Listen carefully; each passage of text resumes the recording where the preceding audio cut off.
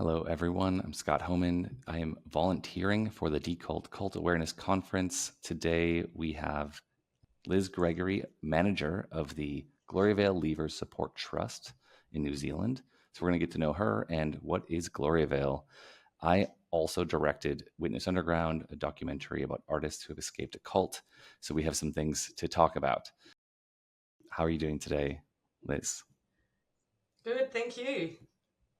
Can you give us a quick introduction to the bullet points of Gloriavale, and then we're going to watch the trailer for a series that just came out. So Gloriavale is a religious fundamentalist community on the west coast of New Zealand, a very isolated region, around 550 people currently, but there has been a big outflow of people leaving over the last several years.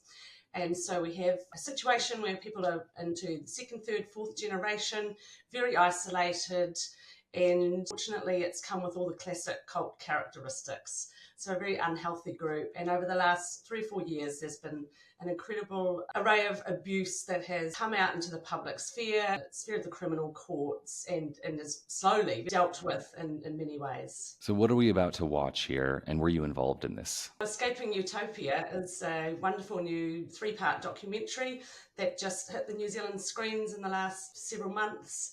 It really depicts the story of leavers, and I'm involved in it along with others from our trust because we run and manage and work in the Gloriavale Leavers Support Trust. So we're a charitable organisation that have been set up to help people leave Gloriavale.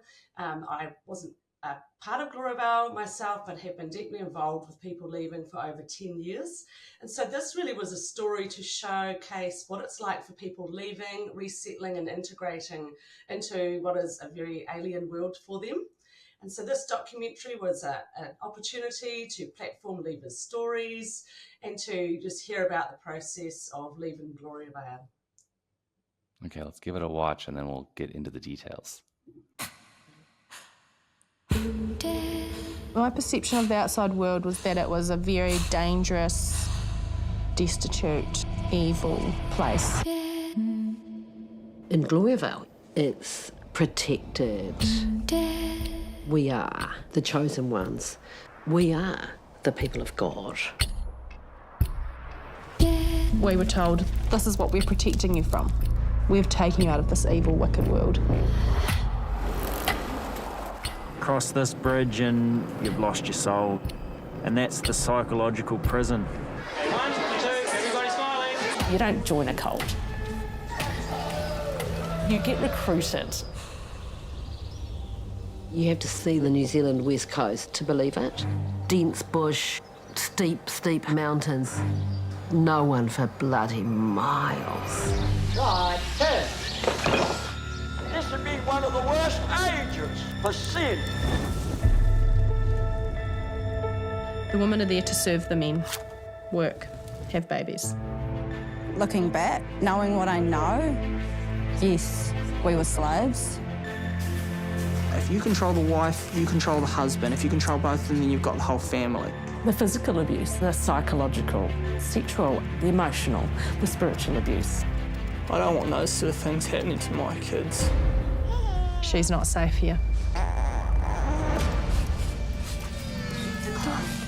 I've watched the trailer.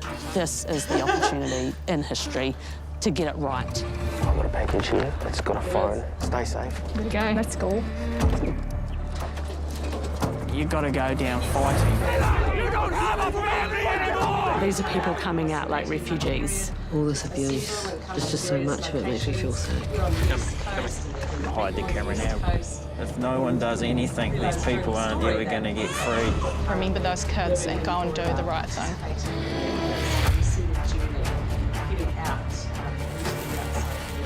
To actually escape physically just feels impossible.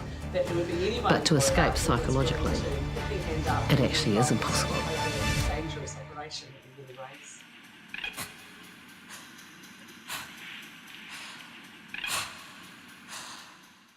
Was that you in the trailer? Yes, that is me. The movie crew come out across an 18-month period, just assemble and come to the various locations. We're on the East Coast, and then we would meet them on the West Coast.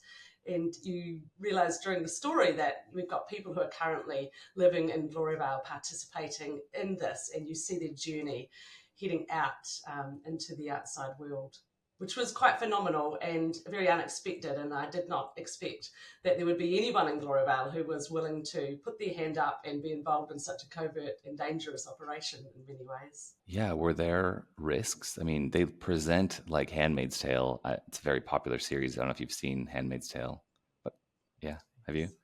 Were there risks for them like there are in that? Yeah. Not risks to personal life in the sense that someone might sort of follow them out, physically sort of come back and abduct them.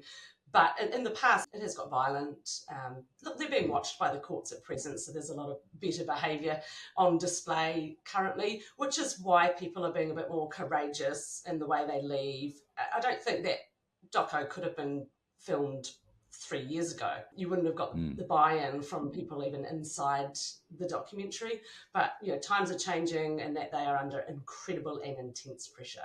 And so in that context, it was amazing to have a documentary series that was able to capture just some of the live happenings right now in this point in history. The trailer does an incredible job. I'm so curious. I've actually never heard of them until I was invited by Anka to show our movie and speak at Decult. Could you speak a little bit more in depth about what you're doing as a manager at Gloriavale Leavers Support Trust? So our trust really is just the culmination of years of grassroots work with leavers. A family arrived in our local area and actually came to our church, and so it became just an obvious natural thing to show love and care to these people who really looked like they had struggled in a very spiritually abusive environment. And so after a number of years, and the network just grew bigger and bigger. People kept leaving and landing in our area and other areas, and it was obvious there was a need for help. They're not coming out with the resources that you or I have. They might have, on average, I think their birth rate was up around 10 children each. Wow. So we're talking big families. There's been financial exploitation. People are coming out with very few resources. They might come with some bedding, and so the need to get them out is definitely a secret, covert operation. It runs through a network that's been quite well established. And obviously leavers are pivotal in that because they help connect with their families, a lot of smuggled phones, a team that used to go in, that morphed over time, but it was called the Night Raiders. And they were in there really delivering pamphlets and booklets and material really about Orthodox Christian faith to show them that what they were living in was not the biblical Christianity they were being told it was. And so out of that, it was obvious there was a need for a charitable trust that assisted with funding and to raise the profile of the group. And really from there, I guess, just gave it a little bit of a supercharge in the New Zealand public. I think up till then, Gloriavale had been a bit of a joke. You'd laugh about it. People would dress up in their costumes and go to parties and have jokes about their names. But really, it's all a very serious business. And I think the work of the trust has enabled there to be a connection point with agencies, government, some advocacy, and then a legal team came and approached us and said, we've been watching this for a while. Like, we think this is what's going on.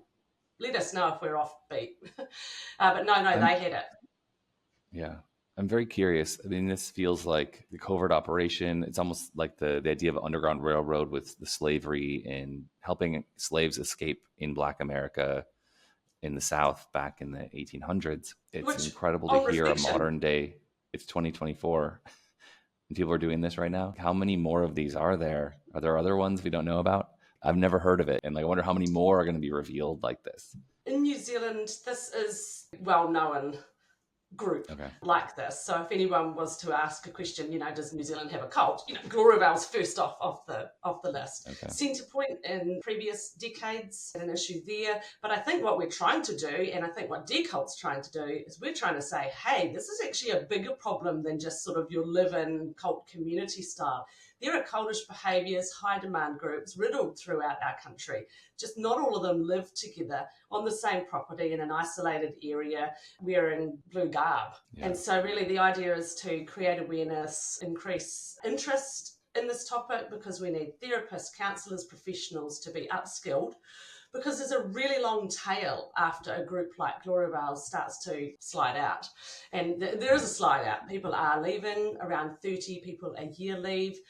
But finally, they're not able to replace that with the birth rate anymore. And so there is an actual reduction in numbers occurring. Under the stress and strain, people continue to pop out. But it's not a popping out. It's really difficult to get out.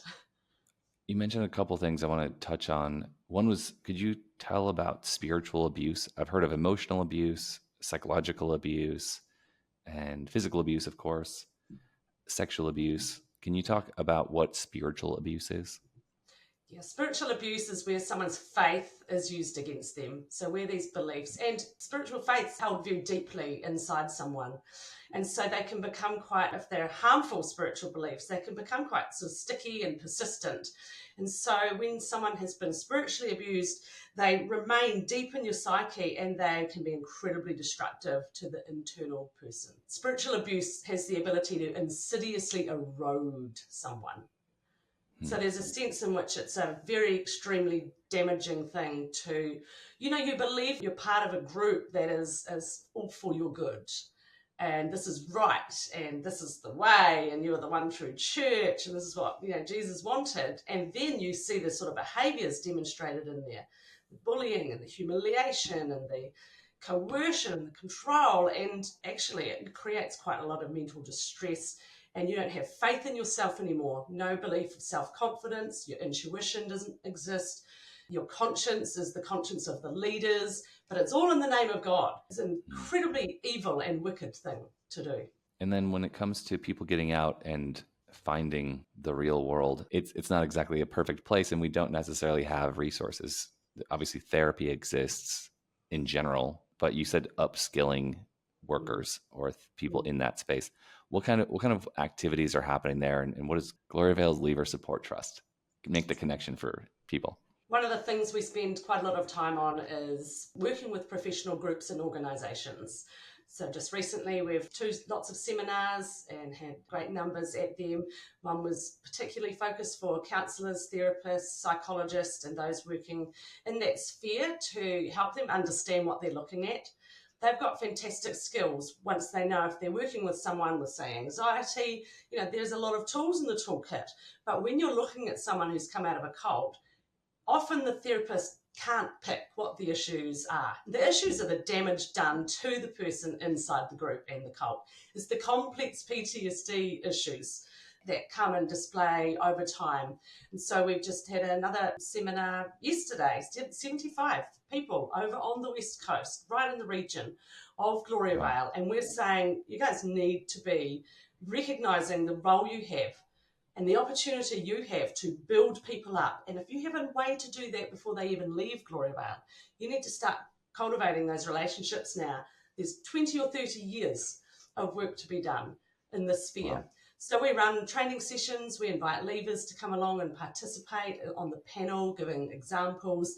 They're incredibly well received and really very important training sessions.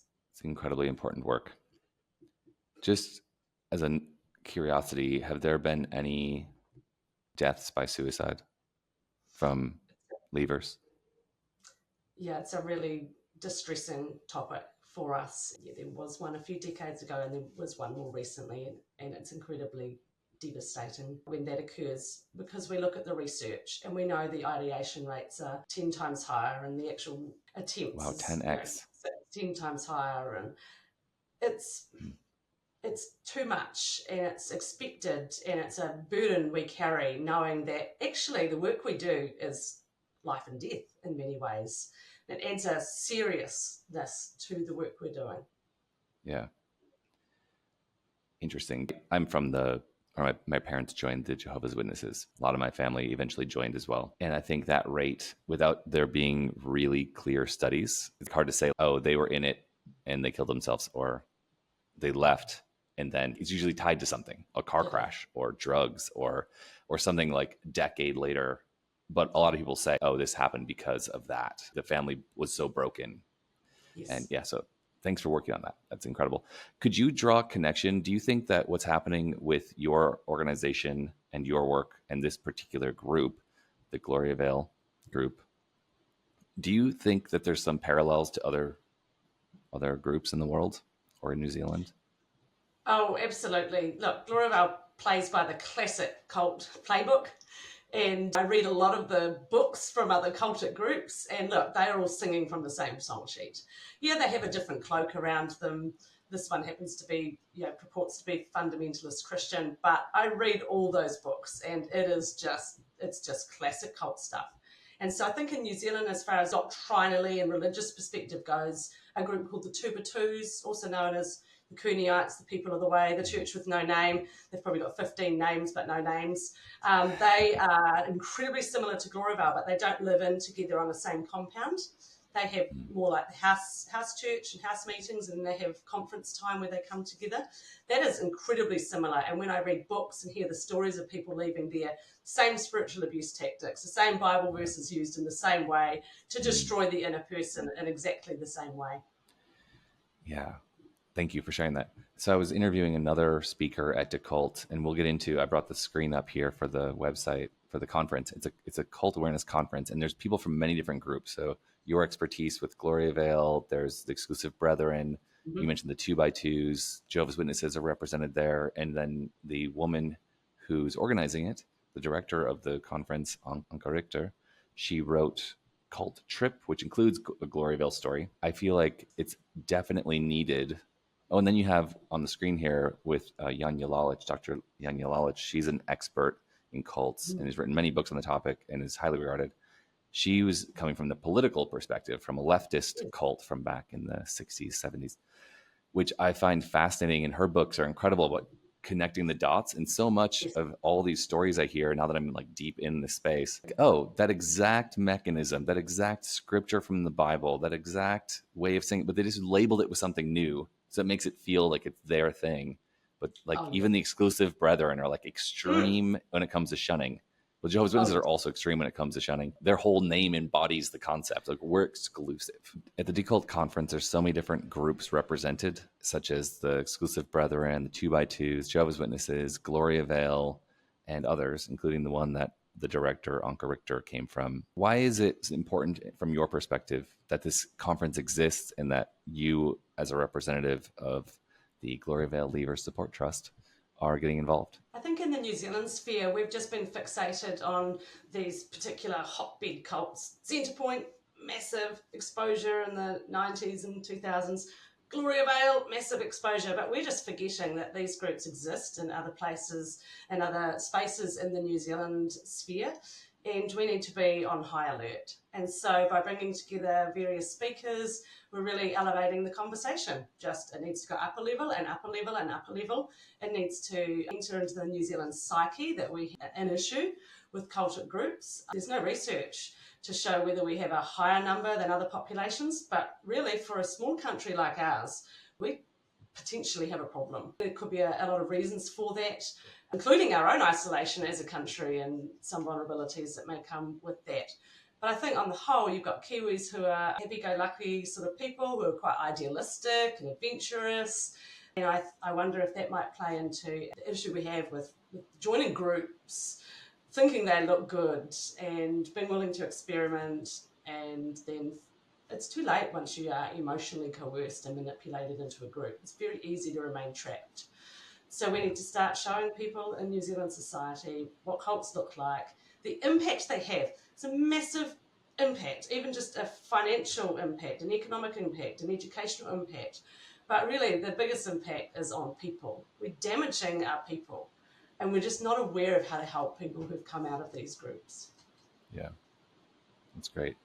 I really appreciate that. It came to mind just the context of this place. You said it says in the trailer, the west coast of New Zealand, that it seems like such a far away place, but every country has some group or many groups like this. The United States is filled with groups like this and has historically had problems, many problems with groups like this.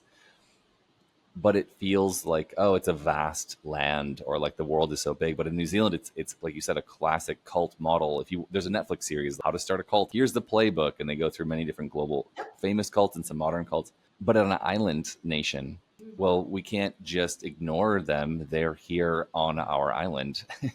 And that kind of setting actually brings it more to the forefront that it's really interesting that your group and this particular experience that you're representing that it's not existing in a bubble or totally isolated. It's part of this greater society, and you're starting to see the effects of these people coming out and then doing something about it. It's really important work. And probably we should all be paying attention to what's happening in New Zealand with Gloriavale to learn how to deal with it in a healthy way. Because I think the American model, let them just disperse into society so we can forget about them. We don't want to deal with this problem. There are no social services that I'm aware of. Yeah, we hoped deliberately when we set up the trust that it could become a blueprint for other groups. And we're starting to see that being replicated, or at least we're encouraging some other groups and people who come to us, and we say, you too can have a support group, and we're willing to pass on anything we've learned. Because I think it is a call to action out there. If you're interested in learning about this, you can reach out to Gloriavale Leavers Support Trust to get knowledge, to learn how to do this. That's right. Yeah, I think it's an important part of the work we do. So we've definitely got a very specific calling. It's to help those who have left Gloriavale and their supporters, to give them the tools they need to be the best supporters. But it's definitely more than that. There's always been an interest in making sure that whatever gets set up, it can be replicated for other groups, other high demand groups. Amazing. Could you then describe what you'll be doing at Decult Cult Awareness Conference and why it's important for you to present there? So I'll be presenting at the conference around the blueprint of a support group and a support network, and the idea is really to encourage others that if you can come together in a really great collaborative way, make use of a local support network, you actually can raise this conversation a lot higher. MPs, politicians, government agencies, lawyers, all sorts of other people take more notice of you if you can increase the profile of the work you're doing, and that has created change at Gloriavale. The kind of change we're talking about is everything has been illuminated. A lot of criminal cases have come out and spilled out onto the floor and couldn't be ignored anymore. People have found their voices and are starting to speak up, and then they're finding their wings and they're just flying. And this is something that you don't often see with someone who's left a cult. They can be incredibly broken. They can remain that way, but they don't need to. So we want to cultivate hope and show people that there is a way forward for people coming out of these groups. So for us, yeah, presenting that is a real privilege. And I'll be participating on the Gloriavale panel as well. Yeah, it's really unusual that I never grew up in Gloriavale. However, I think that has its strengths and its weaknesses. And I guess one of the strengths is I've been able to sit with some of the skills that I've developed in my years. I was a school teacher and then we ran a business. I always loved people, and I come into this with some of those privileges, and I can share love in our hearts with other people. There might be something to that I see a lot of former members of different groups do activism, and my channel is one of those. But at some point, there's limits to that, and there's this where the person, including myself, have to do self-care. It's not really healthy to always be in that topic. No. And someone on the outside, and there's another presenter who has a podcast, never was a part of any cultic group, Sarah Steele, who also, it's similar to you. She's looking in at this topic and then doing interviews. It's an award-winning podcast. And it's an interesting thing to see, because the trick isn't, hey, you used to be a part of my group.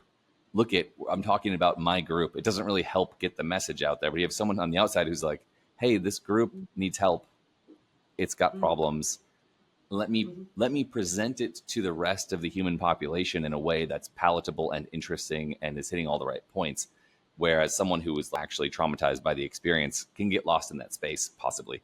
And I see that happening. Or use the cult language. What did the cult leader say yesterday? And to them, that's news. 1 in 1,000 people are affected by some group like this. Someone like you, who's part of the 999, can discuss it in a way that reaches those 999 people. Yeah, we've chosen to be in this position, doing this particular work. Someone who's come out of a cult group and even born in one, and there was no choice for them. And so in many ways, yeah, it's something we've chosen to do. So there are burdens that you bear because you are dealing with material that's very disturbing every day. We say Gloriavale is the gift that just keeps on giving. It's a much more extreme group when it's like actually living on a cult compound in the middle of nowhere and not really understanding how the real world works. Because if you look in the trailer, what was struck me, I mean, there's so many things that struck me, but the newspaper, like you can read the newspaper, but the images and some text is not just redacted, it's cut out. We are withholding information from you. Of course. And what's really interesting is that the New Zealand government have just decided that Gloriavale can have an expansion of the cell phone network. And so there's a cell phone tower just going in right there. It should be ready 2024. Like just around the corner is cell phone reception for everybody in there. A form of activism by the cell phone company? There was some pressure.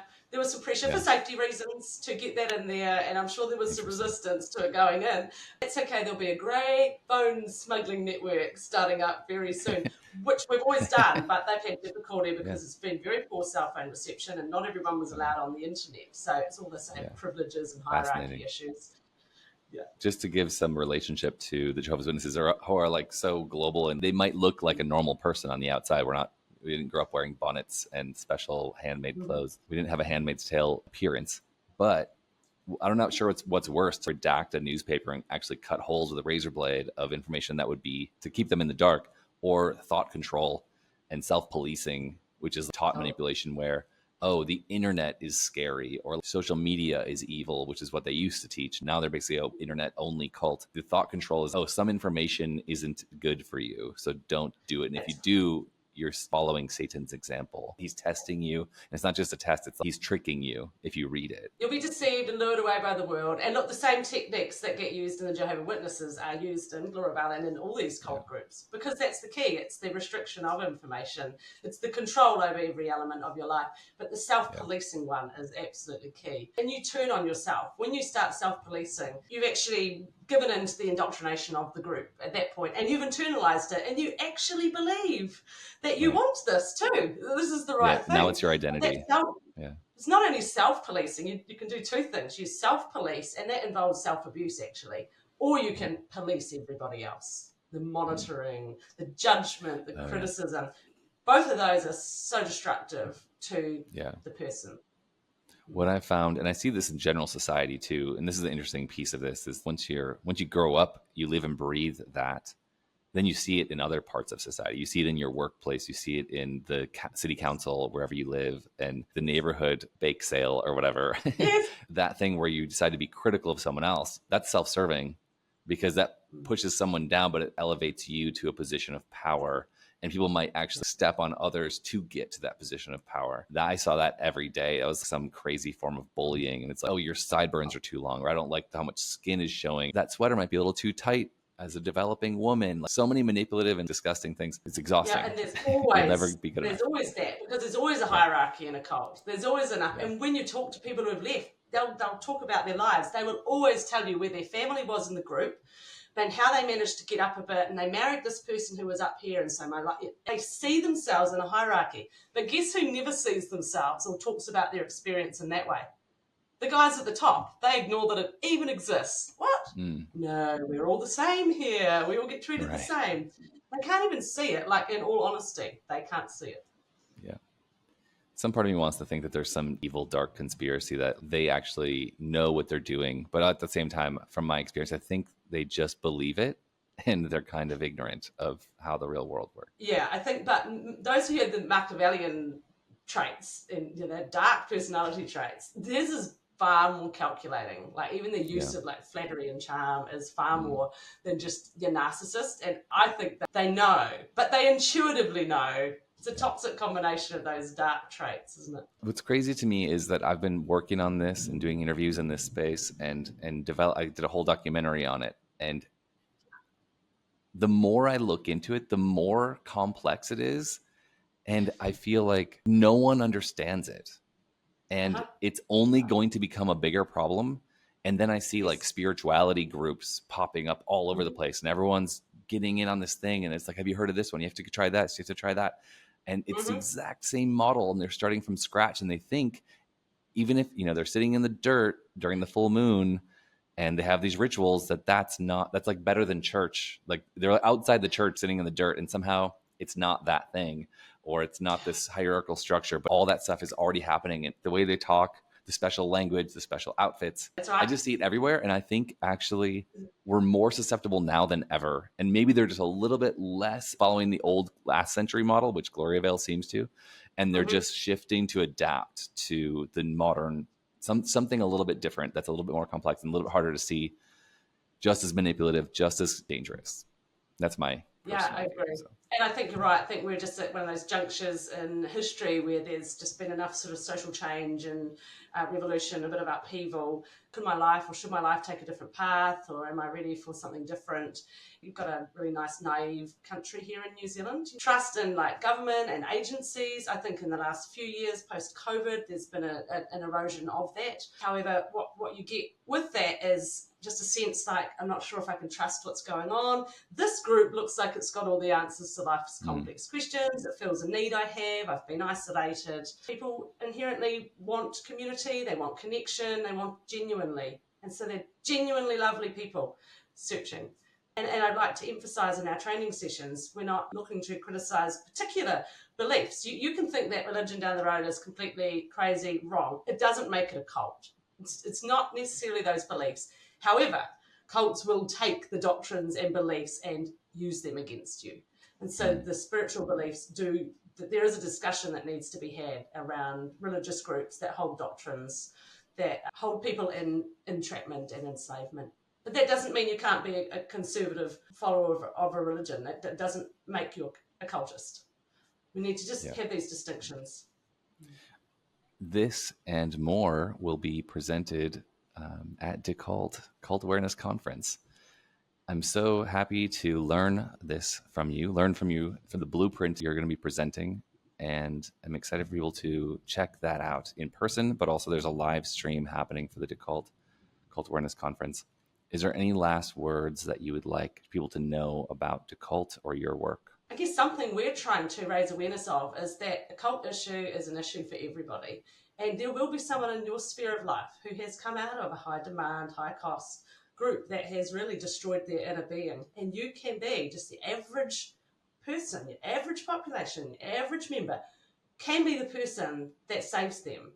Just everyone just needs 2 or 3 very good friends who track with them through the ups and downs of coming out of a group. And for professionals, you have a good responsibility here to deliberately educate yourself, increase your awareness so that for the times where you do come across an ex-cultist, you are able to help them.